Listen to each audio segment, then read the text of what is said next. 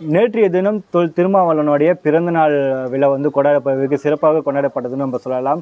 அந்த பிறந்தநாள் மேடையில் திருமாவளவன் அவர்களுடைய புகழை பற்றி பேசுங்க, அவர் செய்த சாதனை பற்றி பேசுவாங்கன்னு பார்த்தா முழுக்க பார்த்தீங்கன்னா மருத்துவர் ஐயா ராமதாஸ் அவர்களை பற்றிய இந்த வசை சொற்கள் தான் அதிகமாகவே கேட்டதுன்னு நம்ம சொல்லலாம். அந்த அளவுக்கு அது வந்து பிறந்தநாள் மேடையா, அப்படி இல்லைன்னா டாக்டர் ஐயா ராமதாஸ் அவர்களை பற்றி வசைப்பாடும் மேடையா அப்படிங்கிற ரீதியில் தான் இருந்ததுன்னு நம்ம சொல்லலாம். அதை பற்றிய காணொளியில் தான் நம்ம இந்த வீடியோவில் வந்து நம்ம பார்க்க போகிறோம்.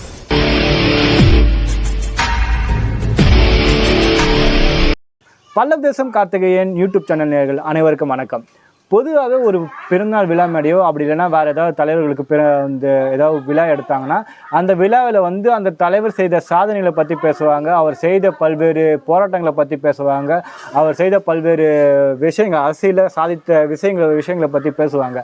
ஆனால் அது எதையுமே பேசாமல் வெறும் தற்பெருமைக்காகவும் ஒரு சில அரசியல்வாதிகளை பற்றி மிகவும் அருவருக்கத்தக்க வகையில் வந்து நடந்த ஒரு விஷயம் எதுன்னு பார்த்தீங்கன்னா நேற்றைய விசிக மேடை தான் சொல்லலாம்.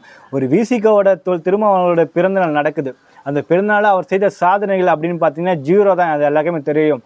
அதனால தான் அதை பற்றி எதுவுமே பேசுறதுக்கு வேற வழியே இல்லைன்ட்டு சில தற்கூறிகள், எப்படி ஒரு சில தற்கூறிகள், படித்த தற்கூறிகள்னு சொல்லலாம், அவர்கள் எல்லாருமே பார்த்தீங்கன்னா மருத்துவர் ஐயா ராமதாஸ் பற்றியும் அதுக்கப்புறம் வந்து பாமக பற்றியும் வந்து எதோ கிண்டலாக பேசுகிறவங்க பேரில், கவிதையாக பேசுகிறவங்க பேரில் வந்து மிகவும் கொச்சைத்தனமாக வந்து அதெல்லாம் வந்து இழிப்பிறவிகள் நம்ம சொல்லலாம். எப்படி இழிப்பிறவிகள் சொல்லலாம். அதுலேயும் ஒரு அம்மா அட்வொகேட்னு சொல்கிறாங்க. அதாவது இடஒதுக்கீட்டிற்காக வந்து மருத்துவர் ஐயா ராமதாஸ் அவர்கள் ஆளுங்கட்சியை காலை சுற்றுறாராம். எப்படி நாங்கள் என்ன 2 சீட்டுக்காக அறிவாலய வாசலை வந்து கொத்தடிமை மாதிரி காத்து கிடக்கின்ற கூட்டம் நினச்சிக்கிட்டீங்களா? இப்படி காலை சுற்றி வர நாங்கள் எல்லாம் கொத்தடிமை விசிகா கூட்டம் நினச்சிக்கிட்டீங்களா? அரச பயங்கரவாதத்தை எதிர்த்து 1987 21 பேர் இராணுவத்தையும் எதிர்த்து போலீஸோட துப்பாக்கி சூட்டையும் எதிர்த்து போராடி இனம் தான் இந்த வன்னியர் இனம். அதிலிருந்து தோன்றியது தான் பாமக. இப்படி அதிலிருந்து தோன்றியது தான் பாமக. மிகவும் போராட்டத்திற்கும் சரி, ஆவேச குணத்திற்கும் சரி, யாருக்கும் கீழ்ப்படியாம எந்த அரசா இருந்தாலும் அதை கேள்விகளாலும் அறிக்கைகளாலும் துளைத்தெடுக்கும் நபர் யாருன்னு பார்த்தீங்கன்னா மருத்துவர் ஐயா ராமதாஸ் அவர்களை தான். 2020 டிசம்பர் மாதம் 1 அந்த தேதியில் சென்னையே குலுங்குது. அந்த இடத்துல வன்னியர்களோட 10.5% போயிட்டு நாங்கள் ஆளுங்கட்சியில் போய் இந்த திருமாவளவன் மாதிரி 2 சீட்டு கொடுங்கன்னு சொல்லிட்டு போய் நிற்கலையே, எங்களோட உரிமையை கேட்குறோம், அதனால் நாங்கள் போராடுறோம் அப்படின்னு சொல்லிட்டு சென்னையே வந்து அன்னைக்கு வந்து சென்னை கிட்டத்தட்ட பார்த்தீங்கன்னா பாதி நாள் வந்து செயல்படவே இல்லை. யாரும் சென்னை விட்டு வெளியே போக முடியல, சென்னையிலேருந்து வெளியிலேருந்து யாரும் சென்னை உள்ளே வரல. அவ்வளோ மிகப்பெரிய அளவில் ஒரு போராட்டத்தை நடத்தினாங்க. திருமாவளவன் இது மாதிரி என்னைக்காச்சும் ஒரு நாள் செஞ்சுருக்காரான்னு பாருங்கள். முழுக்க பார்த்தீங்கன்னா திமுகவோட கிளை கட்சி ஒட்டுண்ணி தான் அப்படின்னு சொல்லலாம். அதுக்கப்புறம் வந்து இன்னொருத்தவன் வந்து பேசினான், மைனரா இல்லை என்னன்னு தெரியல, அவனே ஒரு பொம்பளை கேஸில் மாட்டணும்னு நினைக்கிறேன். அவன் வந்து பேசினான் என்னன்னா, ஒரு எம்பி சீட்டு ஜெயிக்கிறதுக்கு வழி இல்லையா, ஏண்டா நாங்கன்னா விசிகாவா தொடர்ச்சியாக ஜெயிக்கணுங்கிறதுக்காக விசிகா வந்து திமுகவோட ஃபுல்லாக அப்படி மண்டிட்டு கிடக்கிறதுக்குன்னா பாமக என்ன விசிகாவா?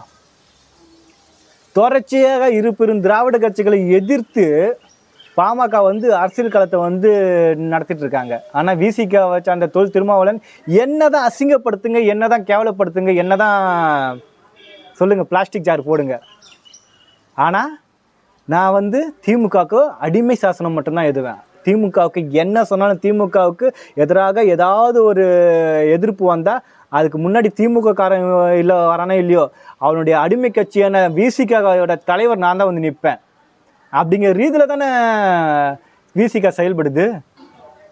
இதில் வந்து ஜெயிக்கிறது என்ன இது ஒரு பொது தொகுதி கேட்டாங்களா, கொடுத்தாங்களா?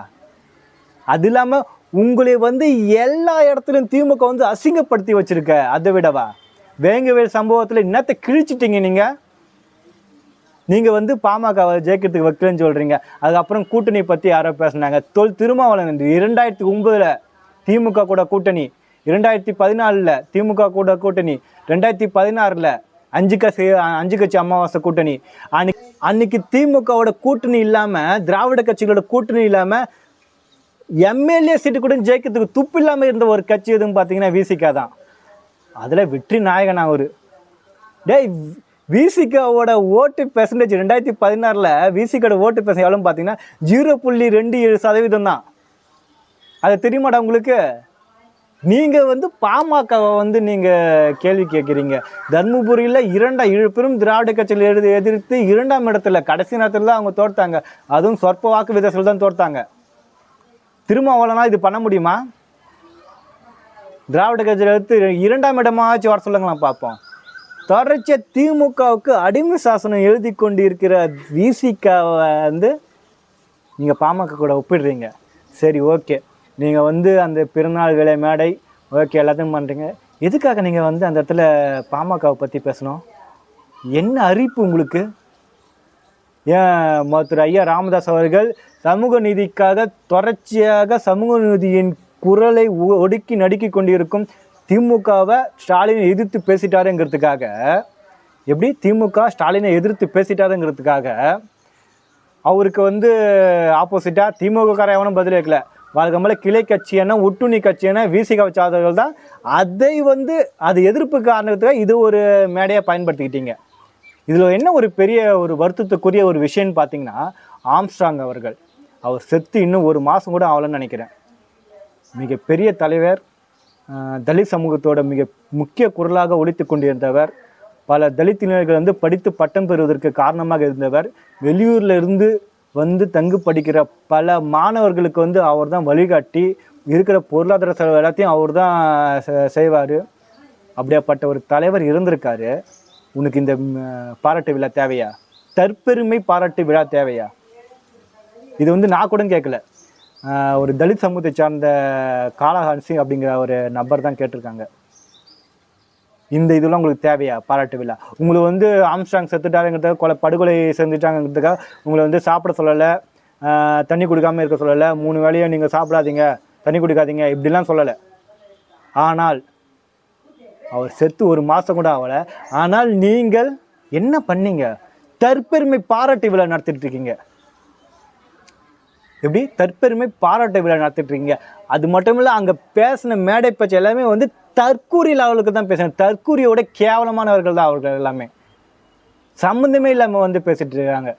அப்புறம் வந்து தலித் அல்லாத செயல்பாட்டு அப்படிங்கிற மாதிரியான ஒரு விஷயம் வந்து மருத்துவர் ஐயா ராமதாஸ் முன்னெடுத்ததாக சொல்லியிருக்காங்க. இதெல்லாம் ஏன்டா? ஃபஸ்ட்டு அந்த விஷயம் உங்களுக்கு தெரியுமா?